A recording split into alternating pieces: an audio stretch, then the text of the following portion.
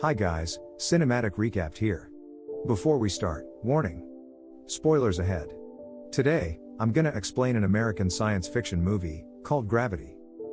The movie begins by showing the Space Shuttle Explorer in Earth orbit. It is commanded by veteran astronaut Matt Kowalski to service the Hubble Space Telescope. The mission involves another astronaut, Dr. Ryan Stone, who is on her first mission to perform a set of hardware upgrades on the Hubble.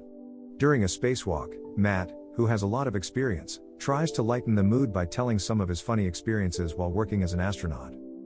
Later, Mission Control in Houston warns the crew about a rapidly expanding cloud of space debris accidentally caused by the Russians, who have shot down a presumed defunct spy satellite. The debris is heading their altitude, which travels faster than a high-speed bullet. Therefore, they are ordered to return to Earth immediately. However, their communication with Houston is lost shortly after the communication satellites are knocked out by the debris. They try so hard to get back to Explorer, but unfortunately, Dr. Stone is still stuck in the mechanical arm. At the same time, high-speed debris strikes the Explorer and Hubble, killing the rest of the crew. The crash also tears Dr. Stone from the shuttle, leaving her tumbling through space. She frantically tries to contact anyone who can hear her.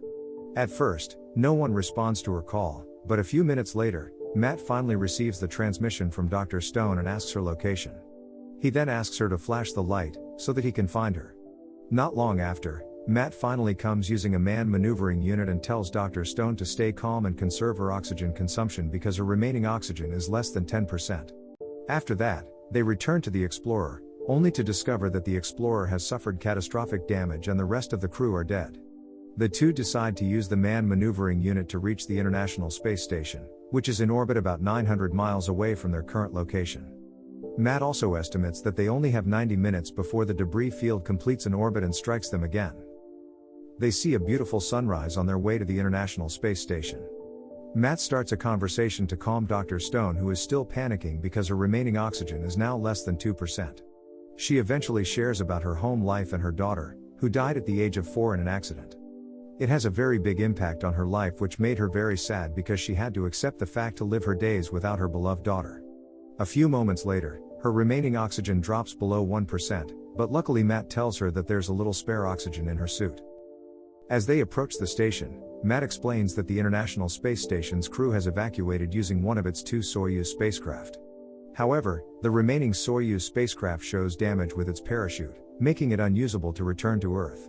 Because of that, Matt suggests using it to travel to the nearby Tiangong space station, which located 60 miles away, in order to board the Shenzhou spacecraft to return safely to Earth as their last hope to survive. Using their last maneuvering fuel, the two try to grab onto the International Space Station. However, they are unable to slow down their drift and the duo's tether snap on one of the station's solar panels. Luckily, Dr. Stone's leg gets entangled in the Soyuz's parachute cords and then she manages to grab the strap on Matt's suit, but it soon becomes clear that the cords will not support them both because they are too loose. Thus, Matt detaches himself from the tether to save Dr. Stone from drifting away with him. After that, she is pulled back towards the station, while Matt floats away. The alarm on Stone's suit goes off, signaling that what she's about to inhale is carbon dioxide. This obviously disturbs her concentration and soon she will lose consciousness. Because of this, Matt, who is still in transmission range, orders Dr. Stone to enter the station and launch the Soyuz as soon as possible. Back then, she promises not to give up on saving him after launching the Soyuz. With her remaining consciousness, Dr. Stone attempts to enter the space station via the airlock to regain consciousness. Inside the station, she discovers that she cannot re-establish communication with Matt or Earth, and concludes that she is now the sole survivor. Suddenly, a fire breaks out and she tries to put it out. However, she is too late and the fire has burned down the entire station, forcing her to rush to Soyuz. Previously, Dr. Stone has only ever launched Soyuz using a simulator, but this time she has to do it in person to save herself. As she maneuvers the Soyuz away from the station, she forgets that the tangled parachute was stuck outside, preventing the spacecraft from leaving. Hence, Dr. Stone performs a spacewalk to cut the cables. Unknowingly, 90 minutes have passed, and now she has to face the debris field which is heading towards her and destroying the station. Dr. Stone rushes back into the spacecraft and immediately angels the Soyuz towards Tiangong. However, she eventually loses hope after discovering that the Soyuz's engine has no fuel. Afterwards, Dr. Stone tries to contact anyone who can receive her radio transmission. Somehow, Someone from Earth receives the radio communication, but unluckily they do not understand each other's language. Therefore, Dr. Stone succumbs to her fate and shuts down the cabin's oxygen supply to commit suicide. As she begins to lose consciousness, Matt seemingly enters the capsule out of nowhere and reprimands her for giving up. He then tells her to rig the Soyuz's soft landing rockets to propel the capsule toward Tiangong. Before himself disappearing, Matt also motivates her one last time that if Dr. Stone really wants to return to Earth, she has to keep fighting. After realizing that Matt's appearance was a hallucination, Stone regains the will to survive. She then restores the spaceship's oxygen flow and rigs the landing rockets to propel the capsule towards Tiangong, just as Matt has suggested earlier.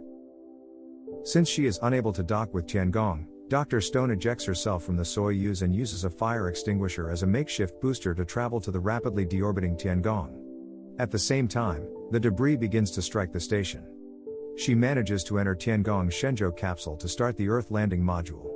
At first, she is confused by all the buttons written in Chinese, but finally she remembers Matt's message earlier that the buttons are the same as the buttons on the Soyuz.